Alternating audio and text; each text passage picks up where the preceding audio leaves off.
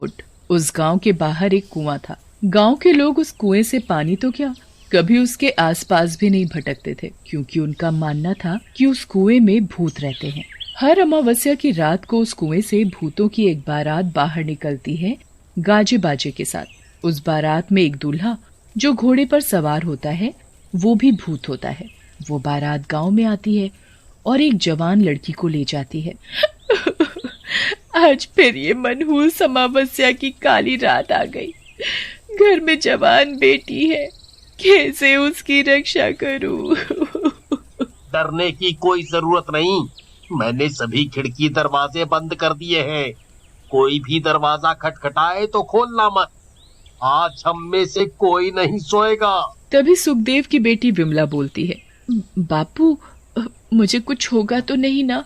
मुझे उन भूतों के साथ नहीं जाना। मेरी बच्ची, हमारे होते हुए तुझे बिल्कुल भी डरने की जरूरत नहीं। पूरा गांव अपने अपने घरों में छिप कर बैठा था। तभी ढोल और शहनाई की आवाज आने लगी। वो आवाज उसी बारात की थी जो कुएं से निकलकर सीधा गांव की तरफ आ रही थी। गाँव वालों, दिखाई नहीं देता क्या तुमको? बारात आई है, हमारा स्वागत नहीं करोगे? और मेरी दुल्हन कहाँ है? कहीं दिखाई नहीं पड़ती मुझे। भूतों की बारात गांव में आ चुकी थी। इमली अपनी बेटी को एक कोने में छिपा कर बैठी थी। तभी भूत अपने घोड़े से नीचे उतरता है और जोर जोर से हंसने लगता है।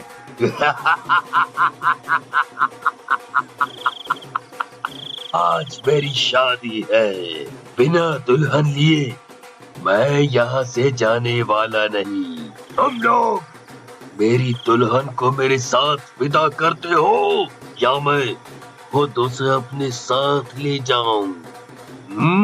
गांव में सन्नाटा था, किसी की कोई आवाज नहीं।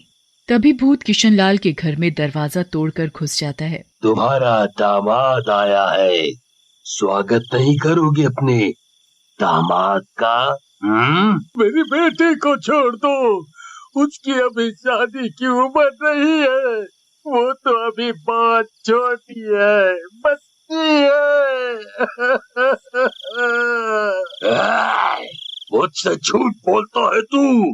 कल ही तू अपनी बेटी के लिए दूसरे गांव लड़का देख कर आया है।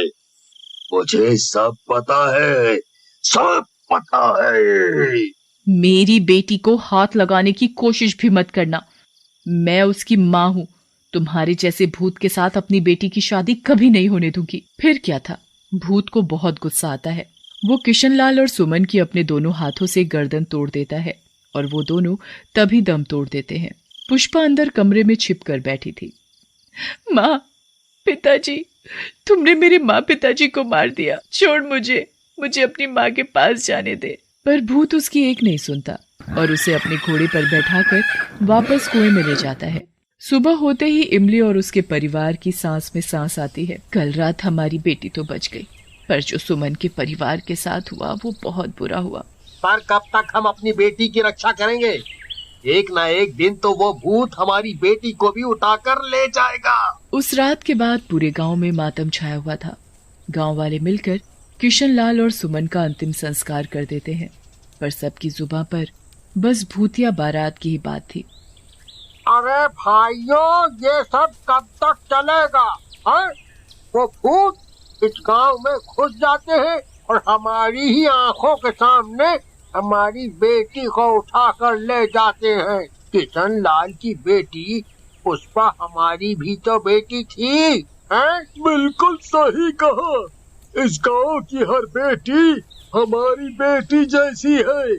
उनकी रक्षा करना हम सभी का फर्ज है। वो तो सही है, पर हम कब तक अपनी बेटियों को कुंवारा रखेंगे?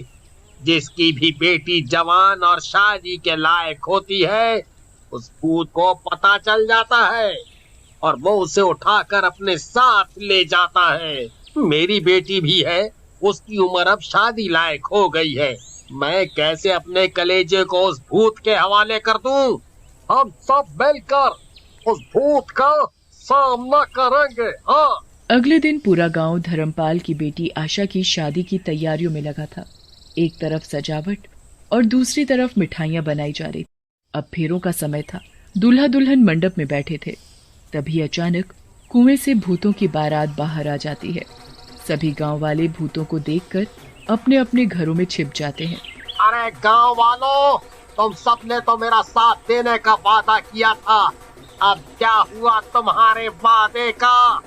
तभी धर्मपाल की पत्नी माया और बेटी चंचल भी आ जाते हैं। तुम्हारी इतनी हिम्मत, मेरे बिना तुम अपनी बेटी की शादी करने चले थे। जैसे ही भूत धर्मपाल पर अपनी तलवार से वार करता है, तभी भूत के सामने चंचल आ खड़ी होती है। मेरे बापू को कुछ मत करो, उन्हें मत मारो। अच्छा, छोड़ दूं? पर एक शर्त पर, अगर तुम मेरे साथ शादी करोगी और मेरे साथ मेरी दुल्हन बनकर चलोगी, तो मैं तुम्हारे माँ बापू को छोड़ दूंगा। नहीं बेटी, इस भूत की बातों में मत आना, उससे शादी मत करना। माँ, इस भूत के साथ शादी करने से तुम दोनों की जान बचती है, तो मैं जरूर इससे शादी करूंगी। भूत चंचल को अपने घोड़े पर बैठाता है और उसे बारात के साथ कुएं में ले जाता है। रुक जा मेरी बेटी, मेरी बच्ची, ना जा उस भूत के साथ। किसी की हिम्मत नहीं होती भूत का सामना करने की, क्योंकि भूत अकेला नहीं था, उसके साथ उसकी पूरी बारात थी और सभी खतरनाक भूत थे। ये ठीक नहीं किया हम सब ने। मेरी बेटी अभी बहुत छोटी है, पर एक दिन उसकी उम्र भी शादी की होगी। क्या तब भी मैं ऐसा करता जो मैंने आज किया? गांव की बेटियों को हम यूं ही उस भूतिया बारात के हवाले करते आ रहे हैं, कहीं कल मेरी बेटी का नंबर ना हो। दूर खड़ी सुखदेव की बेटी विमला सबकी बातें बड़ी ध्यान से सुन रही थी। तभी उसे अपने भैया समीर का ध्यान आता है, जो सालों से शहर में ही रह रहा था। हाँ, भैया ही मुझे उस भूत से जरूर बचाएंगे। अभी जाती हूँ मैं भैया को फोन करने। विमला तेजी से घर की तरफ भागे जा रही थी। घर पहुंचते ही विमला अपने भैया समीर को फोन करती है। फोन समीर ही उठाता है। भैया, मुझे बचा लो, मुझे भूत से शादी नहीं करनी। छोटी, चुप हो जा। और तू ये क्या बोले जा रही है? कौन भूत? किसकी शादी? विमला समीर को उस भूतिया बारात के बारे में सब बता देती है। ये सब क्या है? भला भूत की भी कोई बारात होती है? मैं सच बोल रही हूँ भैया। छोटी, अब तुझे घबराने की कोई जरूरत नहीं। मैं अगली ट्रेन पकड़कर सीधा गांव आ रहा हूँ। मैं भी तो देखूं जरा उस भूत को। समीर तुरंत ट्रेन पकड़कर शाम तक गांव पहुंच जाता है। गांव पहुंचते ही समीर गांव वालों पर बहुत गुस्सा करता है। तुम सब कितने कायर हो? अपनी ही बेटी को उस भूत के हवाले कैसे कर सकते हो? मुझे अभी भी यकीन नहीं हो रहा कि तुम सब सच बोल रहे हो। क्या मुझे कोई पूरी बात बताएगा? हमने कभी तुझे इसलिए नहीं बताया कि कहीं तू परेशान न हो वहाँ। मैं बताता हूँ अब। कई साल पहले इस गांव में दूसरे गांव से बारात आ रही थी, नाचते गाते हुए। सभी बहुत खुश थे, पर अचानक रास्ते में कुछ लुटेरों ने बारात को रोक लिया और उन्हें लूटने लगे। उनके सभी कीमती गहने और सभी पैसा उन लुटेरों ने ले लिया था। बारात के साथ जो दूल्हा था, उसने उन लुटेरों से बहुत विनती की कि उन्हें जाने दें, छोड़ दें, पर लुटेरे मार पीट पर उतर आए। अच्छा, तो ये बात है। मुझे एक तरकीब सूझी है। तुम सबको मेरा साथ देना होगा। उस मंडप में दुल्हन की जगह मैं बैठ जाऊंगा, दुल्हन का जोड़ा पहनकर। वो भूत मुझे दुल्हन समझकर अपने साथ उठा कर ले जाएंगे। मेरा उस कुएं में जाना बहुत जरूरी है। समीर ने जैसा सोचा था बिल्कुल वैसा ही हुआ। थोड़ी ही देर में वहाँ भूतिया बारात पहुँच गई। भूत अपनी दुल्हन को उठाकर अपने घोड़े पर बैठा लेता है, फिर बारात कुएं में चली जाती है।